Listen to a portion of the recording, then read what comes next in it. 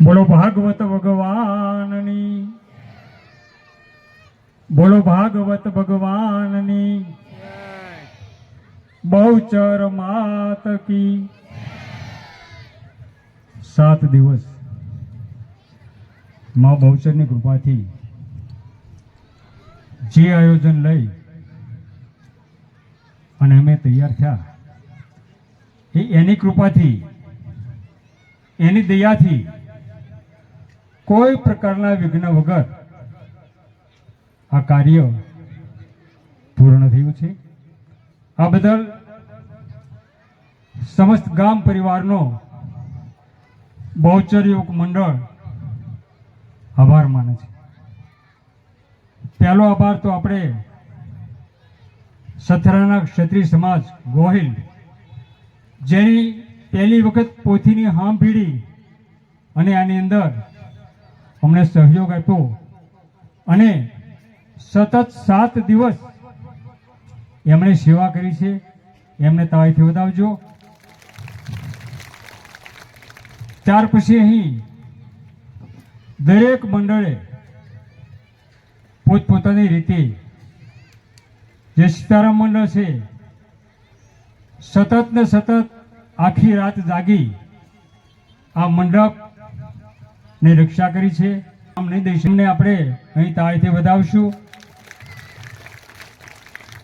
પછી આપણી સામે જ ઉભા ઉમેશભાઈ જાની, આપણે બધા જાણીએ છીએ કે એક દિવસ તમે એમ કહો કે મારે અહીં લાઈવ કરવું છે તો 2 કે 5 હજારનો ખર્ચો થાય। એક પણ રૂપિયો લીધા વગર આ કથાને જીવંત રાખવાનો વ્યક્તિ છે આ। જ્યારે પણ તમને એમ થાય કે ભાઈ સથરાઈની કથા કેવી હતી, મારે સાંભળવી છે, તો યુટ્યુબની અંદર જાની ચેનલને સર્ચ કરજો, એમાંથી તમને આ કથા કંડારેલી મળશે। એમને આપણે તાળીથી વધાવશું। ટૂંકમાં એના વિડીયો પસંદ કરી સબસ્ક્રાઈબ કરજો અને જ્યારે જ્યારે તમારી ઈચ્છા થાય ત્યારે જે માણસે એક પણ રૂપિયો લીધા વગર અહીં સેવા આપી છે એમને યાદ કરજો। ફરી એક વખત ઉમેશભાઈને આપણે તાળીથી વધાવશું। ત્યાર પછી જે માતાઓ બહેનોએ અહીં સેવા આપી છે, દીકરીઓ નાનાની પ્રસાદીથી લઈ ચા પાણી શરબત, આ જે બાળાઓ છે, માતા સ્વરૂપ બાળાઓ જે છે, પછી બાળકો છે, સતત ને સતત મંડપની અંદર પાણી ચા આ બધી જ વ્યવસ્થા આ બાળકોએ પૂરી પાડી છે। એમને પણ તાળીથી આપણે વધાવીશું। ત્યારબાદ કથાના માધ્યમથી પરમ પૂજ્ય દયારામ બાપુએ અહીં આપણી વચ્ચે ખૂબ હાજરી આપી છે। એમનો બહુચર યુવક મંડળ આભાર માને છે અને પૂજ્ય બાપુને આજે પણ હું વિનંતી કરું કે આજે પણ 2 શબ્દ, હવે તો દાદાની કથા પૂર્ણ છે, હવે આપણને મોકો મળ્યો છે તો 2 શબ્દ બાપુ અહીંથી રજૂ કરશે। ત્યાર પછી આપણે આગળની વિગત જોશું। પરમ પૂજ્ય દયારામ બાપુ જય। આજરોજ આયોજક તમામ મિત્રો, બહુચર યુવક મંડળ વતી જે સથરા ગામને આંગણે ભાગવત ભગવાનનું રસ ગંગાનું જે આયોજન થયું છે તેનો 7મો દિવસ ખૂબ રસપાન કર્યો। કથા જે છે એક રસ છે, એક રસપાન તરબોળ બની આપણે ખૂબ સાંભળી, ખૂબ આમાં સેવા સહયોગી તમામનો કેવી આભાર વ્યક્ત કર્યો। એક સાધુ જીવનમાં કાલે મેં 2 વાણી કહી હતી કે ભાઈ ફેશન અને વ્યસન, તો માતાઓ બહેનો ખાસ ધ્યાન દેજો કે ફેશનમાં અને વ્યસનમાં આપણે વ્યસ્ત છીએ તો વ્યસનમાં આજે નાની નાની ભાઈઓ તો વ્યસની હતા, પાન માવો ખાતા હતા, પણ આજ ઘણીવાર મારી નજરે એવી વસ્તુ પડી છે કે બહેનો પણ પાન માવા ખાય છે। આજની માતાઓ જો આજ તમે માતા થઈને પાન માવો ખાશો તો કાલે તમારા સંતાનને કઈ રીતે તમે જ્ઞાન આપી શકશો। તો હજી વારંવાર મારા ભારપૂર્વક વિનંતી કરું છું માતાઓ બહેનોને કે આજે તમે વ્યસન મૂકજો તો જ 21મી સદી ઉજ્જવળ થશે। આજે સથરા ગામની અંદર એવા 35-40 વર્ષના યુવાનોને મેં મરણમુખ જોયા છે. આજ એના ઘરની પરિસ્થિતિ, બાળકોની શું છે, એના બચ્ચાની શું છે, એમના નારીઓની શું પ્રથા છે, એ વેદનાના હિસાબે કાલે બોલાણું છે. કદાચ કાંઈ દુઃખ લાગતું તો ક્ષમા કરજો, પણ વારંવાર વ્યસન ઉપર હું ભાર આપું છું, ફેશન ઉપર પણ ભાર આપું છું. અને બીજું કે સંસ્કૃતિને જાગૃત કરવાનો ખાસ નિયમ રાખજો કે સનાતન ધર્મ ઉપર વારંવાર હુમલા થાય છે. તો આ સનાતન ધર્મને બચાવવો હશે તો આપણે એકતા, સંગઠન કઈ રીતે રહેવું પડશે. આજે આપણે જોયું ગઈકાલે આપણા સનાતન ધર્મ ભાઈઓ હિન્દુઓ ઉપર જે કાંઈ હુમલો થયો છે તો ખાલી સાંત્વન આપીને 2 મિનિટ આપણે મૌન ધારણ કરશું કે એને શ્રદ્ધાંજલિ આપણે પહોંચે. ઓ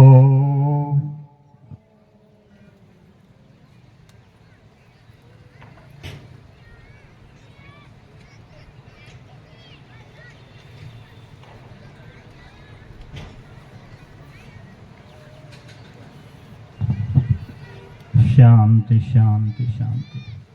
આપણી 27 થી 28 વ્યક્તિઓ હિન્દુઓ ઉપર હુમલો થયો અને એમાં મરણને ચરણ થયા છે. તેમને સમય મળે તો એકાદ વિષ્ણુ ભગવાનની માળા કરી અને મોક્ષ ગતિ શાંતિ મળે એવી મારી નમ્ર વિનંતી છે.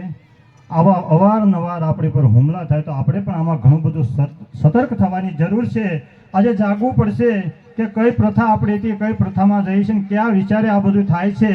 તો સનાતન ધર્મની અંદર ઘણા બધા સંપ્રદાય, પંથો પડતા 300 જેવા વિભાજનો પડે છે. તો શું આપણે સનાતનને આ રીતે વિભિન્નતામાં વહેંચી નાખશું? આપણી પાસે આપણા ઈષ્ટ નથી. આપણે આપણા જુદા જુદા પંથો પકડ્યા છે, જુદા જુદા સંપ્રદાયો આપણે પકડ્યા છે. હું કોઈ પણ સંપ્રદાયનો, કોઈ પણ પંથનો વિરોધી નથી, વિરોધ કરવો મારો હિત પણ નથી. પણ સનાતન ધર્મમાં કયો ધર્મ વસ્તુ એવી છે કે આપણું કાર્ય નથી થતું? શ્રદ્ધા હોવી જોઈએ, આપણે રસ હોવો જોઈએ, આપણો ભાવ હોવો જોઈએ. આપણી પાસે શિવ છે, આપણી પાસે કૃષ્ણ છે, આપણી પાસે રામ છે, આપણી જગદંબાઓ છે. આનું ભજન કરો, પ્રાર્થના કરો. એટલે ખાસ એક મૂળમાં જો મજબૂત હશું તો આપણે જે ધારશું એ કરી શકશું કે હિન્દુ સમાજ જાગે, હિન્દુ સમાજ એક રહે. એક રહેશો તો એક ખૂબ સરળ રીતે આપણે જીવન જીવી શકશું. નકર કાલ સવારે આ બધા હુમલા ગામડા સુધી પણ આવી જશે. તો આપણે સનાતન ધર્મની અંદર 33 કોટીના દેવ દેવતાઓ છે, એમને પકડો, એને પ્રાર્થના કરો, એની પૂજા કરો, આપણું કર્મ છે.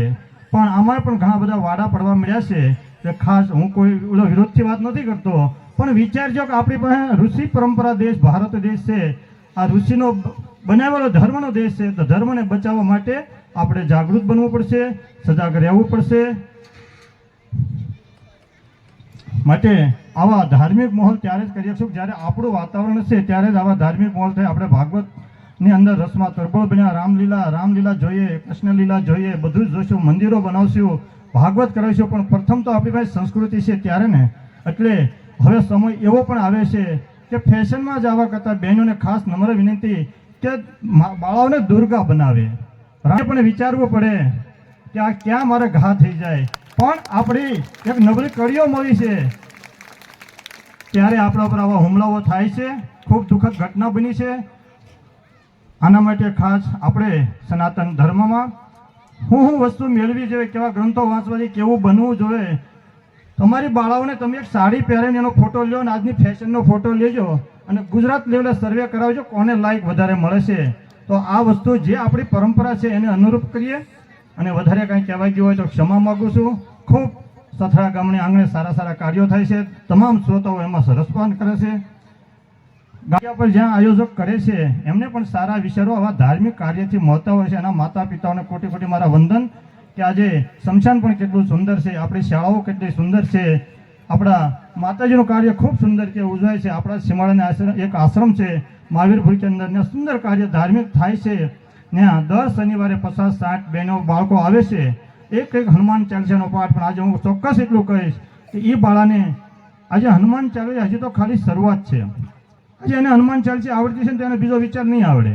એ ચેલેન્જ મારીને કહું છું, બાળકોને આવે છે, હનુમાન ચાલીસાના પાઠ કરે છે અને પ્રસાદીમાં જે કાંઈ નાસ્તો પહોંચી આપી છે. એટલે સીમાડાના આશ્રમોની અંદર આવું સનાતન ધર્મના કાર્યો દરેક જગ્યા પર હાલતા હોય છે. આપણા ગામની અંદર મઢોળી સેવક સમુદાય છે, શમશાન છે, છાત્રાલય છે, શાળાઓ છે, માતાજીના મંદિર છે, ખૂબ ધાર્મિક કાર્ય છે. આવી જે એકતા બનાવી છે, એકતામાં રહીએ. 18 વર્ણને લઈને સથરા ગામ સાથે આવ્યું છે. આપણે કદાચ અમે હોંશમાં ને ફોર્મમાં બધા આવી જતું છે, બધા જ આયોજકો, પણ આ સથરા ગામની અંદર આદિ અનાદિ આની પહેલાં 50 વર્ષ પહેલાં આપણા ગામમાં વાણિયા ભાઈઓ હતા. ત્યારે આવા ગામ ધવાડા થતા હતા અને ભૂરખિયા આશ્રમે પણ ત્યાં પણ આવી ધર્મશાળા ચાલુ જ હતી. અત્યારે કોઈ નવીન નથી. થોડોક સમયકાળ આવ્યો તો બંને જગ્યા પર નિર્જલ થોડુંક બન્યું, પણ અત્યારે દરેક જગ્યા પર યુવકો નિમાણા છે, સજ્જનો નિમાણા છે અને આપનો ચાર ચક્રમાં તો દરેક બે જગ્યા પર આજે હરિહર ચાલુ છે. ખૂબ આનંદની વસ્તુ છે. 2012માં પ્રથમ સપ્તાહ જ્યારે આપણે ત્યાં બિહારી વચ્ચે થોડોક સમય કાઢ્યો તો આપણા મારા જાણવા પ્રમાણે કે ભાઈ આપણે એક વેણી દાદાએ સપ્તાહ ભાગવત સપ્તાહ બિહારી ત્યારે લગભગ મારા ખ્યાલ મુજબ 18 વર્ણને સાથે જમાડ્યું હતું. ત્યાર પછી 2012થી જ્યારે આપણે ભાગવત હરિપ્રચાર જ્યારથી ચાલુ કર્યો ત્યારે 18 વર્ણને સાથે લઈને આપણે હરિપ્રસાદ ગ્રહણ કરીએ છીએ. 18 વર્ણને સાથે રહેવાનું છે.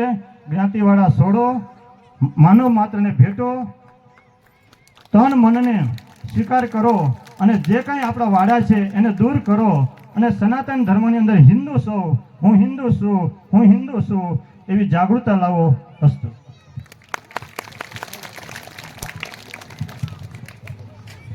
નથી મફતમાં મળતા, એના તો મોલ સકવવા પડતા. દુનિયામાં સંત નથી મફતમાં મળતા. જનની થી જગ સંગ, જનની કરતા પણ એક ડગલું સંતને આગળ દર્શાવ્યા છે કવિઓ. મિત્રો, બાપુના શરણોમાં કોટી કોટી વંદન. એકવાર જોરદાર તાળીઓ થઈ જાય. પરમ પૂજ્ય દયારામ બાપુ. ધન્યવાદ બાપુ. હિન્દુત્વ ઉપર પૂજ્ય બાપુએ ખૂબ ભાર આપ્યો છે, પણ હિન્દુ સંસ્કૃતિની વાતો આજથી નથી, વર્ષોથી આ વાતો છે. જ્યારે મોગલ સામ્રાજ્ય ભેળાણું અને હિન્દુની દીકરીની સલામતી ન હતી, ચારની એક ઘટના, જોકે કથા પૂર્ણ છે એટલે આ વાતો કરાય છે અહીંયા, પણ ચારની એક ઘટના છે. એક 14 વર્ષની દીકરી એના બાપની જોડે પોતાનો શિયર સાચવવા માટે નગર છોડીને જતી હતી.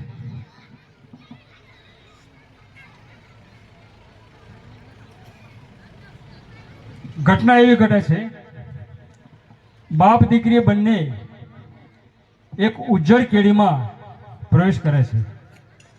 થોડુંક આગળ ચાલીને બાપ પાછો વળે છે અને દીકરીને કહે છે કે બેટા પાછી વળ.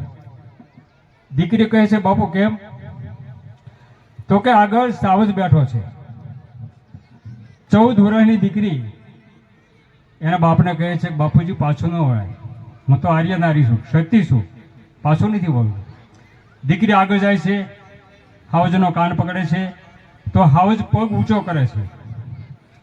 પગની અંદર કાંટો બેસેલો હોય છે. દીકરી મોઢે કરી અને કાંટો કાઢે છે.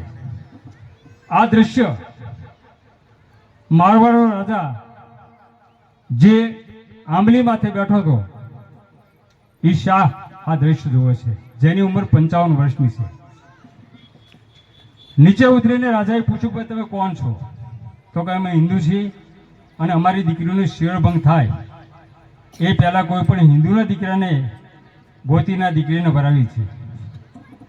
ત્યારે 55 વર્ષના એ વૃદ્ધ માણસે કીધું, જો તમને કાંઈ વાંધો ન હોય તો આ આંબલી નીચે આ દીકરીનું પાણી ગ્રહણ હું કરીશ. અને એ આંબલી નીચે ફેરાફરી જીજીબાઈ અને એને પેટે પાક્યો શિવાજી, જે ભારતને બચાવ્યું. આ શક્તિ નારીની છે. નારી છે નારાયણી છે. નારીને નીચી ન ગણો. નારીથી જ નર નિપજા. નારી વિના કોઈ નર ક્યારે નિપજો નથી. એટલે આ આદ્યશક્તિ મહેશ્વરી જો પોતે સંસ્કારનું ચિંતન એના બાળકોમાં કરશે તો હિન્દુ સંસ્કૃતિ ક્યારેય પણ ઝાંખી નહીં પડે, નહીં પડે ને નહીં પડે. પણ ચિંતન માએ કરવું પડશે.